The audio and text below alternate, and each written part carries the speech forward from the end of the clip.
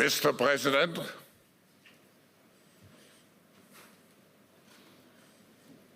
hello. what great honor,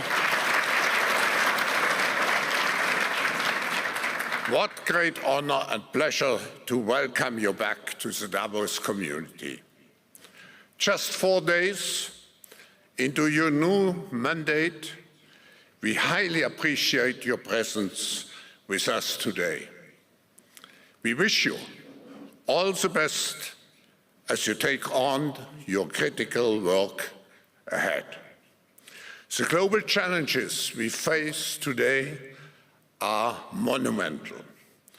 The importance of American leadership and your personal leadership in this regard is fundamental and paramount.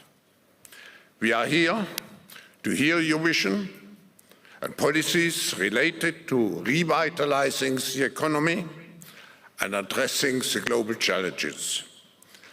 As you might expect, Mr. President, your return to office and your forthcoming policies have been at the focus of our discussions this week.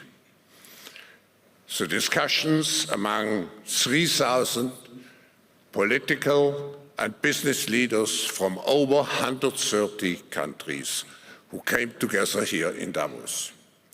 We look forward to hearing first from you and then to the follow-up discussion with business leaders, moderated by my colleague, Børge Brende.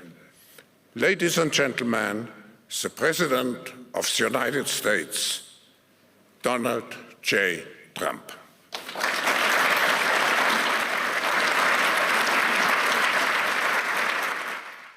Well, thank you very much, Klaus, and hello to everyone in beautiful Davos.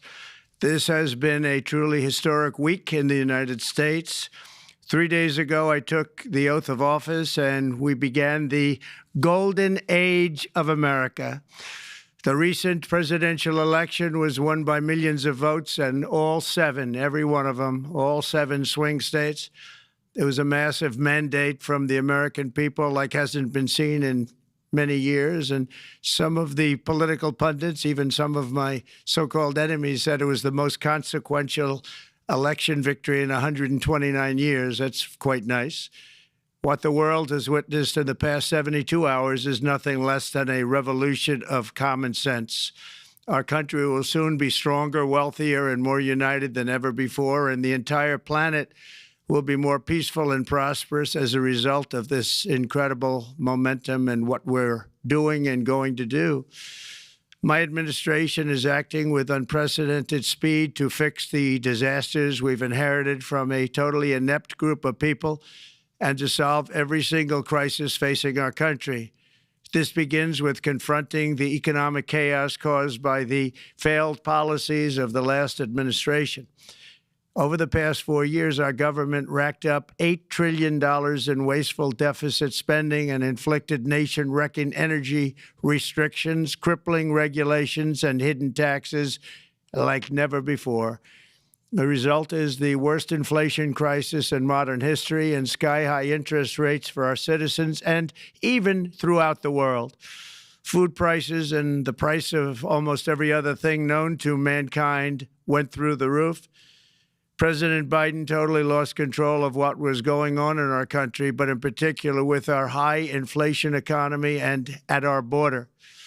Because of these ruinous policies, total government spending this year is $1.5 trillion higher than was projected to occur when I left office just 4 years ago. Likewise, the cost of servicing the debt is more than 230% higher than was projected in 2020. The inflation rate we are inheriting remains 50% higher than the historic target. It was the highest inflation probably in the history of our country.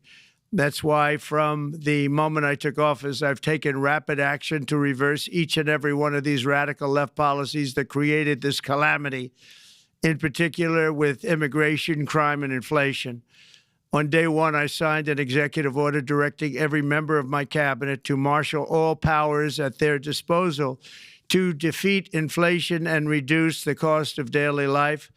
I imposed a federal hiring freeze, a federal regulation freeze, a foreign aid freeze, and I created the new Department of Government Efficiency. I terminated the ridiculous and incredibly wasteful Green New Deal. I call it the Green New Scam. Withdrew from the one-sided Paris Climate Accord and ended the insane and costly electric vehicle mandate. We're going to let people buy the car they want to buy. I declared a national energy emergency, and it's so important, national energy emergency to unlock the liquid gold under our feet and pave the way for rapid approvals of new energy infrastructure. The United States has the largest amount of oil and gas of any country on earth, and we're going to use it. Not only will this reduce the cost of virtually all goods and services, it'll make the United States a manufacturing superpower and the world capital of artificial intelligence and crypto. My administration has also begun the largest deregulation campaign in history, far exceeding even the record-setting efforts of my last term.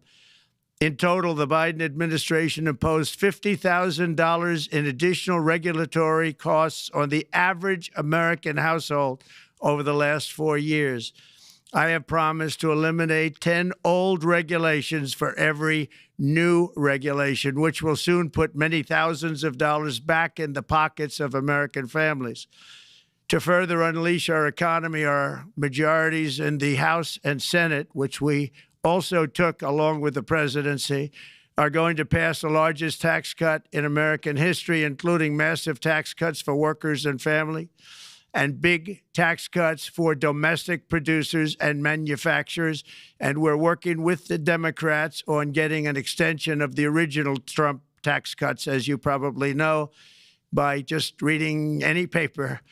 My message to every business in the world is very simple. Come make your product in America, and we will give you among the lowest taxes of any nation on earth.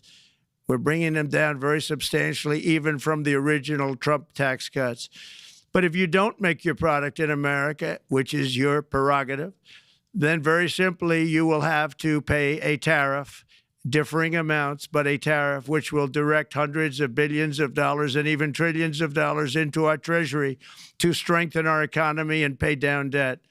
Under the Trump administration, there will be no better place on earth to create jobs, build factories, or grow a company than right here in the good old USA. Already, Americans' economic, you can see this, I think, maybe even in your wonderful, wonderful room that you're all gathered together, so many of my friends, but Americans, the economic confidence is soaring like we haven't seen in many, many decades, maybe not at all. Upon my election, it was just announced that small business optimism skyrocketed by 41 points in a single month. That's the highest ever. There's never been anything like that. SoftBank has announced between a $100 and $200 billion investment in the U.S. economy because of the election result. And just 2 days ago, Oracle, SoftBank, and OpenAI announced a $500 billion investment in AI infrastructure. Other companies likewise have announced billions and billions and billions, adding up to trillions of investment in America, in the United States. And it's also reported today in the papers that Saudi Arabia will be investing at least $600 billion in America. But I'll be asking the Crown Prince, who's a fantastic guy, to round it out to around $1 trillion. I think they'll do that because we've been very good to them. And I'm also going to ask Saudi Arabia and OPEC to bring down the cost of oil. You got to bring it down, which, frankly, I'm surprised they didn't do before the election. That didn't show a lot of love by them not doing it. I was a little surprised by that. If the price came down, the Russia-Ukraine war would end immediately. Right now, the price is high enough that that war will continue. You got to bring down the oil price. You got to end that war. They should have done it long ago. They're very responsible, actually, to a certain extent, for what's taking place. Millions of lives are being lost. With oil prices going down, I'll demand that interest rates drop immediately, and likewise, they should be dropping all over the world. Interest rates should follow us. All over, the progress that you're seeing is happening because of our historic victory in a recent presidential election. one that has become quite well known throughout the world. I think a lot of things are happening to a lot of countries. They say that there's light shining all over the world since the election, and even countries that we aren't particularly friendly with are happy because they understand what there is a future and how great the future will be. Under our leadership, America is back and open for business. And this week, I'm also taking swift action to stop the invasion at our southern border. They allowed people to come in at levels that nobody's ever seen before. It was ridiculous. I decided and declared to do, and very, very importantly, a national emergency on our border, immediately halted all entry of illegal border crossers, of which there were many, and began promptly returning the illegal trespassers back to the place from which they came. That action, as you've probably seen, has already started very strongly. I've deployed active duty U.S. military and National Guard troops to the border to assist in repelling the invasion. It was really an invasion. We will not allow our territory to be violated. After 4 long years, the United States is strong and sovereign and a beautiful nation once again. It's a strong, sovereign nation. In addition, I'm pleased to report that America is also a free nation once again. On day one, I signed an executive order to stop all government censorship. No longer will our government label the speech of our own citizens as misinformation or disinformation, which are the favorite words of censors and those who wish to stop the free exchange of ideas and, frankly, progress. We have saved free speech in America, and we've saved it strongly. With another historic executive order this week, I also ended the weaponization of law enforcement against the American people and, frankly, against politicians, and restored the fair, equal, and impartial rule of law. My administration has taken action to abolish all discriminatory diversity, equity, and inclusion nonsense. And these are policies that were absolute nonsense throughout the government and the private sector. With the recent yet somewhat unexpected great Supreme Court decision just made, America will once again become a merit-based country. You have to hear that word, merit-based country. And I've made it official, an official policy of the United States, that there are only 2 genders, male and female. And we will have no men participating in women's sports, and transgender operations, which became the rage, will occur very rarely. Finally, as we restore common sense in America, we're moving quickly to bring back strength and peace and stability abroad. I'm also going to ask all NATO nations to increase defense spending to 5% of GDP, which is what it should have been years ago. It was only at 2%, and most nations didn't pay until I came along. I insisted that they pay, and they did, because the United States was really paying the difference at that time, and it was unfair to the United States. But many, many things have been unfair for many years to the United States. Before even taking office, my team negotiated a ceasefire agreement in the Middle East, which wouldn't have happened without us, as I think most of the people in the room know. Earlier this week, the hostages began to return to their families. They are returning, and it's a beautiful sight, and they'll be coming in more and more. They started coming back on Sunday. Our efforts to secure a peace settlement between Russia and Ukraine are now hopefully underway. It's so important to get that done. That is an absolute killing field. Millions of soldiers are being killed. Nobody's seen anything like it since World War II. They're laying dead all over the flat fields. It's a flat field farmland, and there's millions of Russians and millions of Ukrainians. Nobody's seen anything like it since World War II. It's time to end it. And here in America, we have big events coming up. Next year, we have the 250th anniversary of America's founding. I'm so honored to be president during that. That's been a big event. They've been talking about it for 10 years.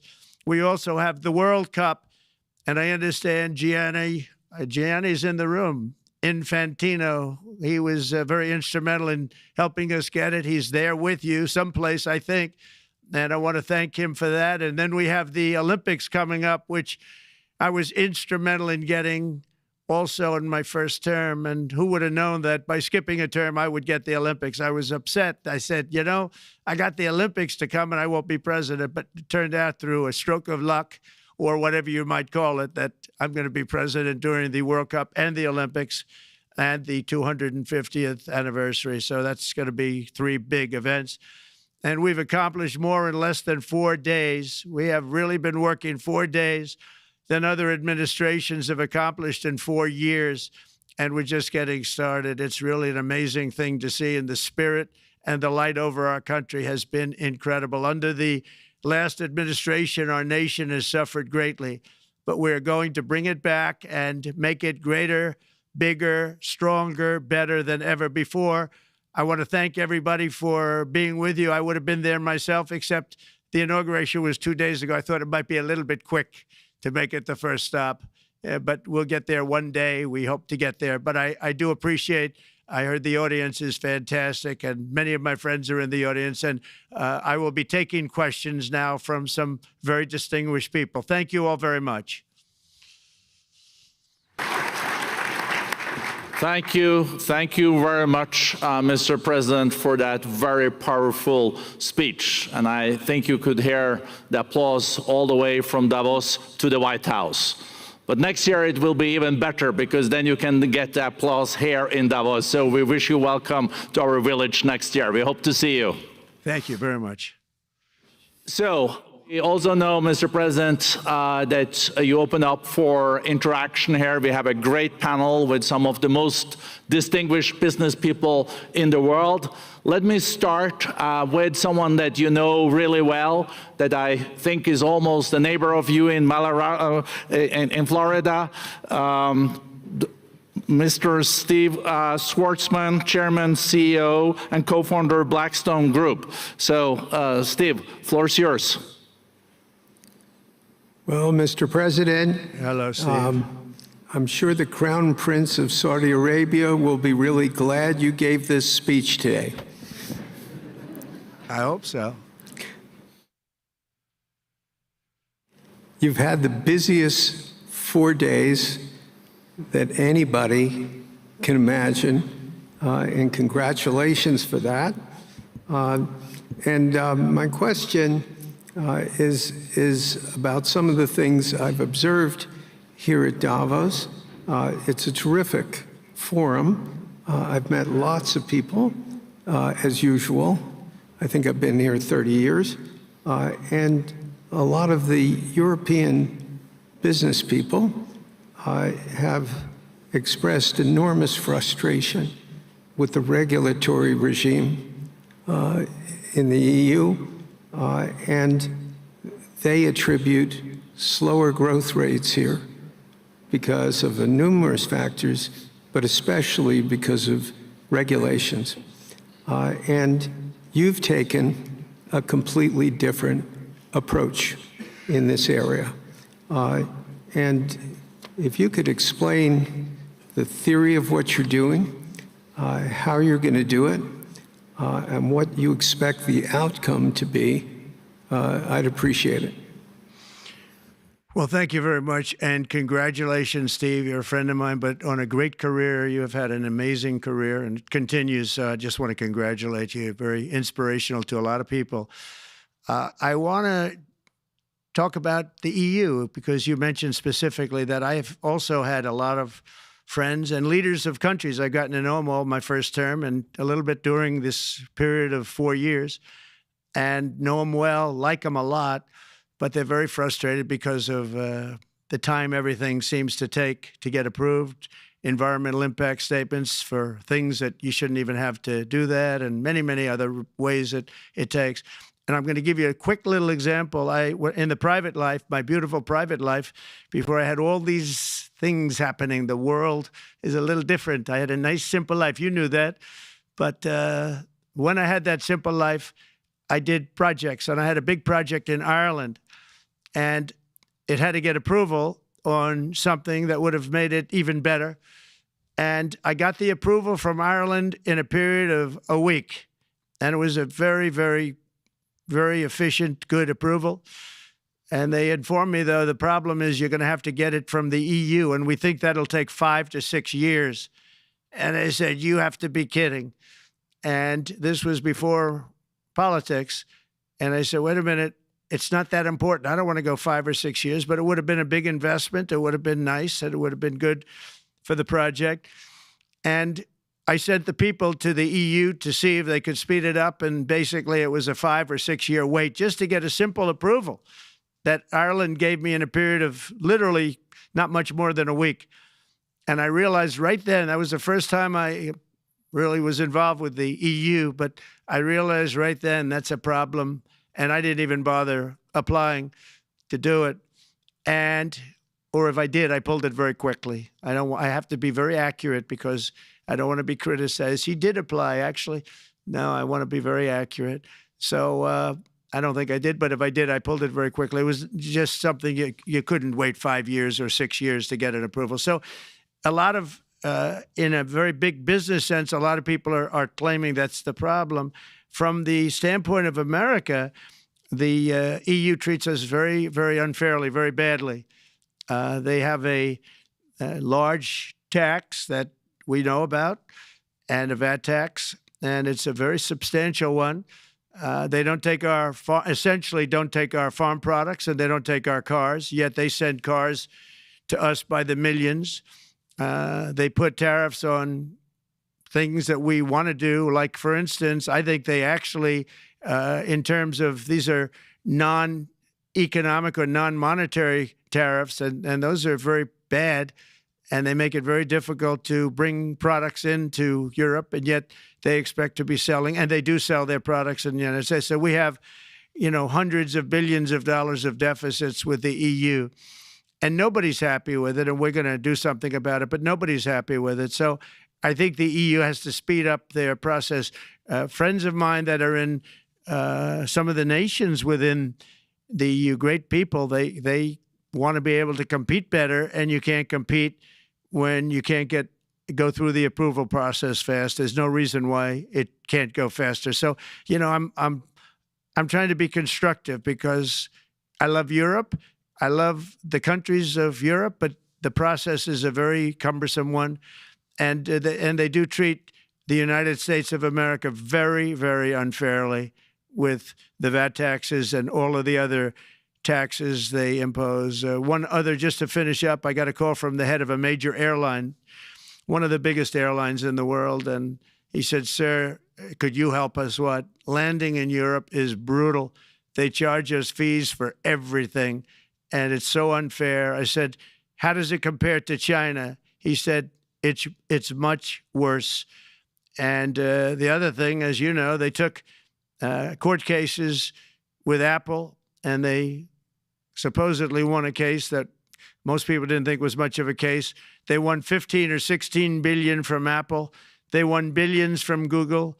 I think they're after Facebook for billions and billions. These are American companies, whether you like them or not. They're American companies, and they shouldn't be doing that.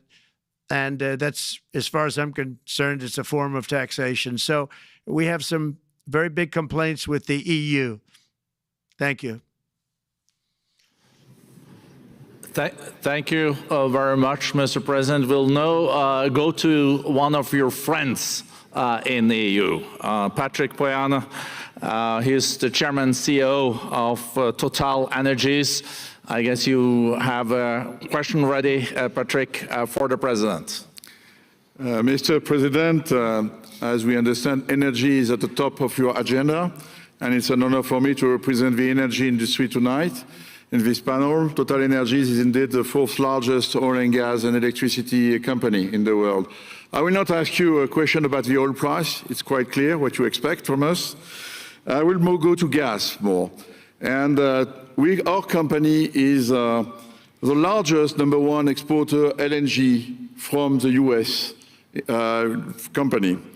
We are a strong contributor to, and we invest in a mammoth LNG projects in Texas, $20 billion. It's far from 200, but it's $20 billion. And we contribute with that to security of supply to Europe, as we export this LNG to Europe. Some experts fear that if there are too many projects developed in the US on LNG, this could have an inflationary impact on the US domestic gas price. And they recommend a pause on these projects. I would ask you the following question: what are your views about such a pause on investments on LNG in the US? What would happen if you would observe an increased domestic gas price because of these exports? And final question, which is important for Europe: would you agree to guarantee security of supplies of US LNG to Europe? Well, in the last part of your question, yes, I would. I would make sure that you get it. If we make a deal, we make a deal, you'll get it. Because a lot of people do have that problem. They make a deal and then it can't get supplied because of war-type problems and other problems. So we would absolutely do that. LNG is very interesting because when I took office for the first term, one of the first things I looked at was there were two very massive plants in Louisiana, a state that has been very good to me, won it by many, many points. And I felt strongly indebted to it, actually. And they said there are two plants that have been under environmental consideration for more than 10 years. And they were costing, as you say, you know how expensive those plants are, but they were costing like 12 billion and I think 14 or 15 billion, but they couldn't get their permits. They were in review for years, many, many years, like a decade or more. And I said, so ridiculous. I know so much about that because in the construction industry, I had to go through it too, but I got good at it after a while. But I saw the projects, and you're talking about a total investment of 25 to $30 billion, and it looked like it was going to end. They couldn't get their permits, and I got them done in less than a week. It was done, completed. In fact, when they called them to announce that it was done, the countries, largely countries, Japan was involved and another country and some very big investors, they couldn't believe it. They actually couldn't believe it. And I said, just do yourself one favor. Don't pay any consultants, because the only one that got it done was me. I got it done because it was the right thing to do for the U.S. and for the world, but the consultants had nothing to do with it. You know, the consultants go in and they say, give us millions of dollars because Trump did it. Nobody called me about it. I just heard it was a problem for years. And I got it done because it was the right thing to do for the U.S. and the right thing to do for beyond. It had to do with energy, very important. So I think it's very important. I think I disagree with one. I think the more that you do, the lower the price is going to go. And what I'd like to see is rapid approvals. We're going to give very rapid approvals in the United States, like with the AI plants, talking to many people want to build them. That's going to be a very big thing. We're going to build electric generating facilities. They are going to build. I'm going to get them the approval. Under emergency declaration, I can get the approvals done myself without having to go through years of waiting. And the big problem is we need double the energy we currently have in the United States. Can you imagine? For AI to really be as big as we want to have it, because it's it'll be very competitive with China and others. So I'm going to give emergency declarations so that they can start building them almost immediately. And I think it was largely my idea because nobody thought this was possible. It wasn't that they were not smart, because they're the smartest. But I told them that what I want you to do is build your electric generating plant right next to your plant as a separate building, connected. And they said, wow, you're kidding. And I said, no, I'm not kidding. You don't have to hook into the grid, which is old and, could be taken out. If it's taken out, they wouldn't have any way to get any electricity. So we are going to allow them to go on a very rapid basis to build their plant, build the electric generating plant. They can fuel it with anything they want, and they may have coal as a backup, good, clean coal, If there were a problem with a pipe coming in, as an example, you're going with gas, oil or gas, and a pipe gets blown up or for some reason doesn't work, there are some companies in the U.S. that have coal sitting right by the plant so that if there's an emergency, they can go to that short-term basis and use our very clean coal. So that's something else that a lot of people didn't even know about, but nothing can destroy coal, not the weather, not a bomb, nothing. It might make it a little smaller, might make it a little different shape, but coal is very strong as a backup. It's a great backup to have that facility, and it wouldn't cost much more money. And we have more coal than anybody. We also have more oil and gas than anybody. So we're going to make it so that the plants will have their own electric generating facilities attached right to their plant. They don't have to worry about a utility. They don't have to worry about anything. And we're going to get very rapid approvals. Thank you. Thank you so much, Mr. President. We'll now go to another CEO that you know very well, Brian Moynihan, the CEO and Chair of Bank of America. Good afternoon, Mr. President, and congratulations, and obviously an eventful week for you and your family. If you remember 5 years ago, you came here and we walked among 150 CEOs from all over the world, and you engaged with them about your policies and your procedures. This year, you're not here, and yet this week was eventful from the orders that you mentioned earlier, literally a wave of orders coming out on immigration, on trade, and many other matters.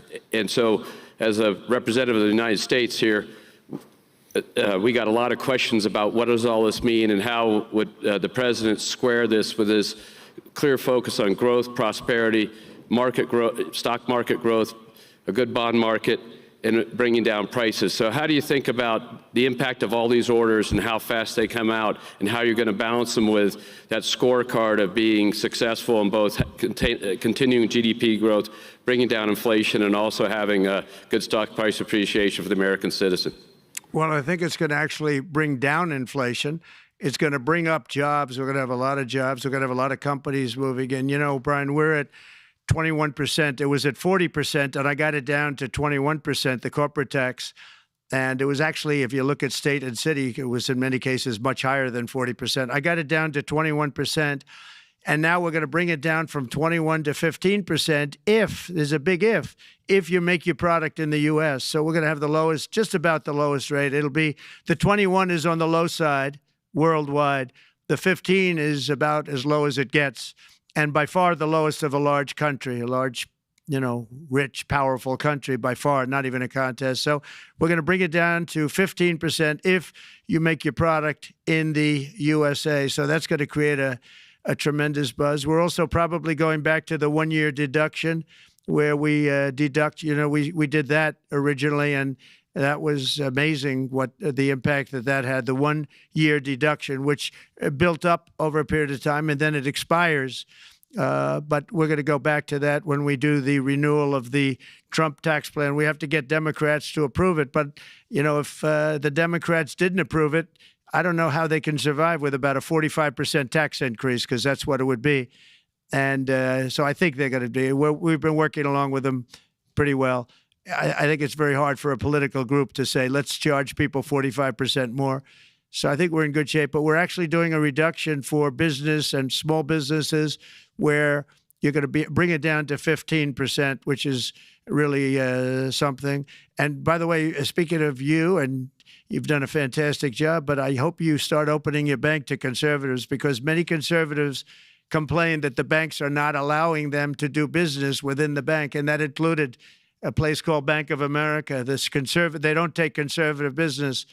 And I don't know if the regulators mandated that because of Biden or what, but you and Jamie and everybody, I hope you're going to open your banks to conservatives, because what you're doing is wrong. Mr. President, I'll say that your friend Gianni said hello, told me to tell you hello, and we look forward to sponsoring the World Cup when it comes, both this summer for the club and next year. So thank you for getting that for the United States. Thank you very much, Brian. Thank you, Mr. President. We'll now go to Anna Butin. She's the Executive Chairman of Banco Santander, one of the big European banks, and also in the U.S. So, Anna. Mr. President, congratulations on a historic victory. Thank you. I believe you don't know me as well as my fellow panelists, so a few words. Santander is one of the largest banks in the world by number of customers, 170 million. That's more than my friend Brian or my friend Jamie have. Wow. And those... They fixed the regulation. That's coming, that's coming. That was cheeky.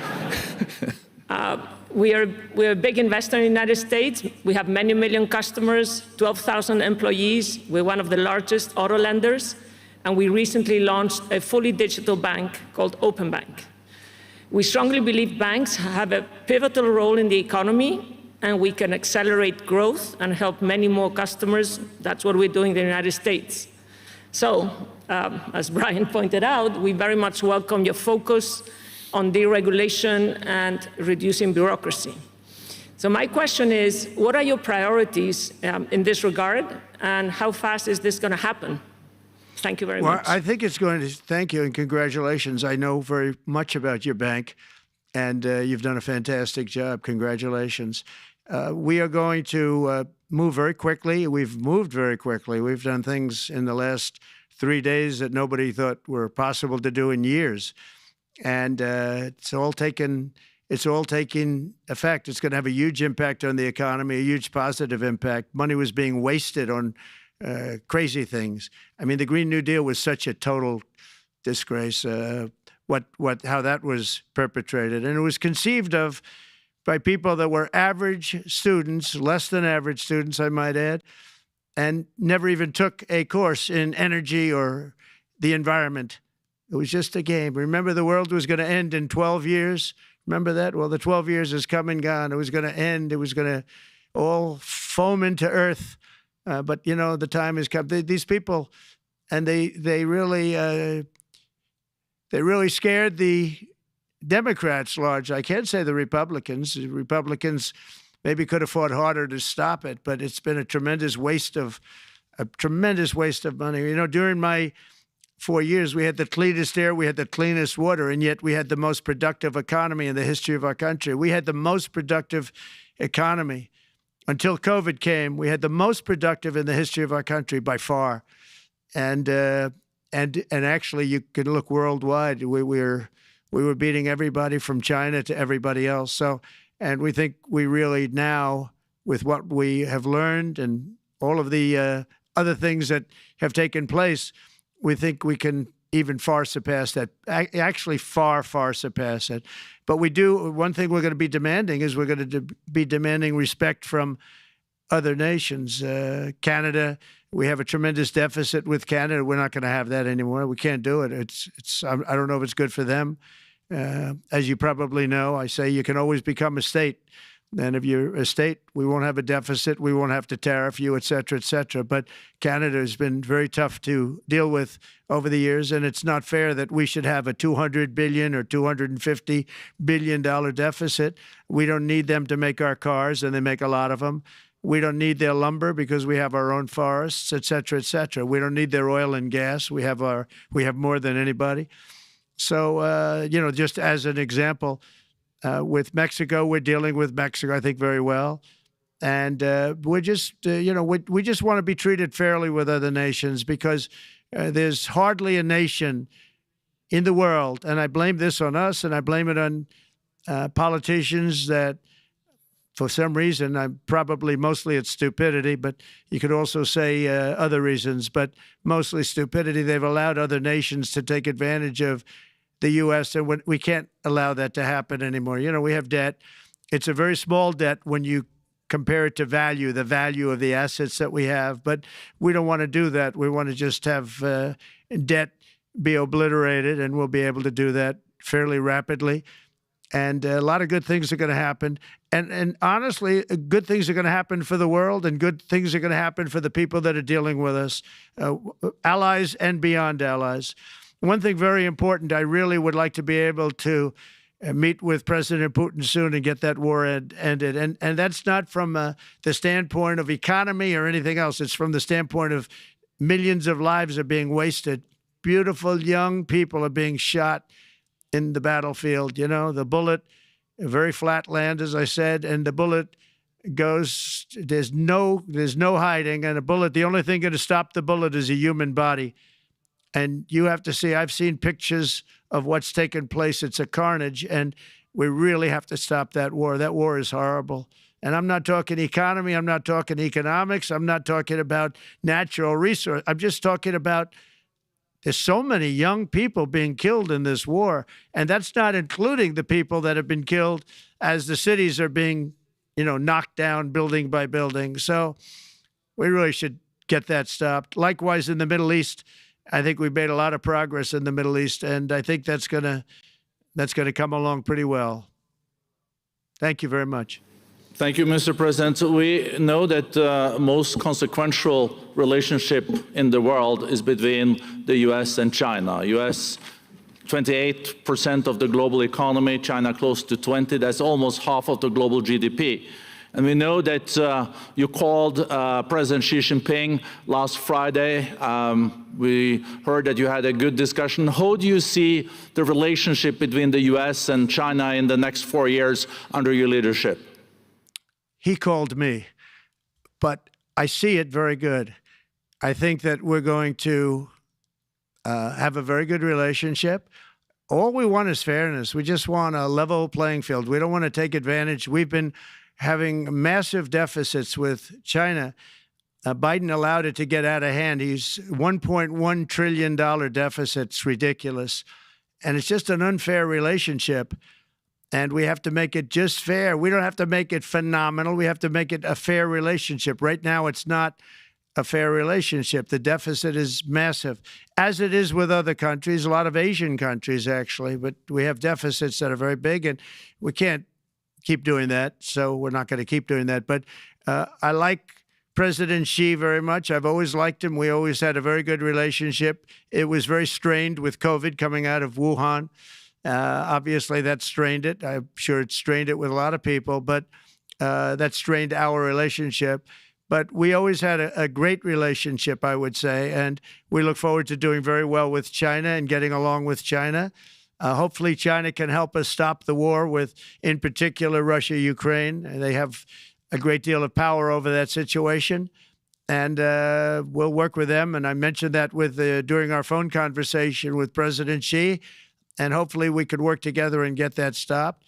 We'd like to see denuclearization. In fact, with President Putin, prior to an election result, which was frankly ridiculous, we were talking about denuclearization of our two countries, and China would have come along. China has a much smaller, right now, nuclear armament than us, or field than us, but they're going to be catching it at some point over the next 4 or 5 years. And I will tell you that President Putin really liked the idea of cutting way back on nuclear. And I think the rest of the world, we would have gotten them to follow. And China would have come along too. China also liked it. Tremendous amounts of money are being spent on nuclear. And the destructive capability is something that we don't even want to talk about today because you don't want to hear it. It's too depressing. So we want to see if we can denuclearize, and I think that's very possible. And I can tell you that President Putin wanted to do it. He and I wanted to do it. We had a good conversation with China. They would have been involved, and that would have been an unbelievable thing for the planet.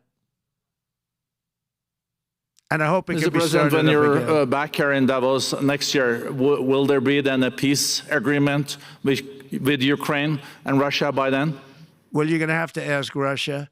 Ukraine is ready to make a deal. Just so you understand, this is a war that should have never started. If I were president, it would never have started.